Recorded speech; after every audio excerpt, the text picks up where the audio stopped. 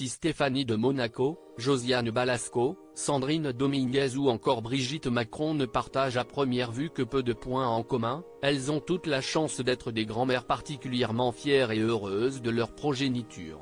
À l'occasion de ce dimanche 3 mars, jour national de la fête des grands-mères, découvrez les confidences de toutes ces stars qui adorent ce statut si particulier, presque autant que le temps qu'elles passent avec leurs petits-enfants.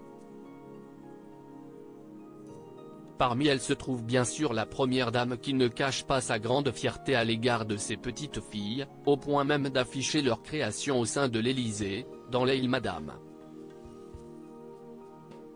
Autre mamie très fière de ses petits-enfants, la comédienne et légende du cinéma Fanny Ardant, qui avait confié s'amuser à leur côté en leur apprenant à ne pas avoir peur. Parmi les mamies rigolotes et même un peu gâteaux de leurs propres aveux se trouve l'actrice Josiane Balasco, qui profite de ce statut sans contrainte d'éducation pour gâter à foison son petit-fils Andy. « Je l'emmène bouffer des McDo et chez moi, il a le droit de regarder les écrans. Je suis une grand-mère indigne », avait-elle confié avec humour dans le studio d'En Aparté. Autre grand-mère du même type, la comédienne Chantal Laizou qui a confié dans le passé adorer passer du temps avec ses petits-enfants, même si après une journée avec eux, elle ne peut plus se relever.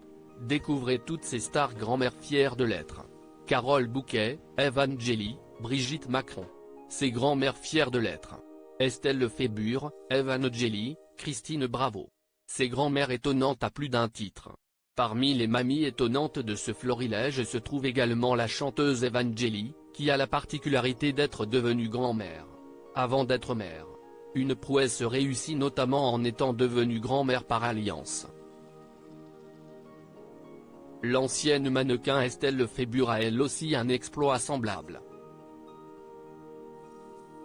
En effet, cette dernière a la chance d'être à la fois grand-mère et mère d'un adolescent en même temps.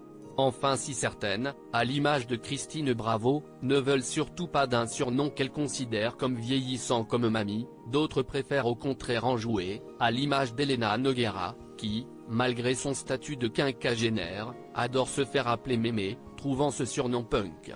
Crédit photo, Aftonbladet et News.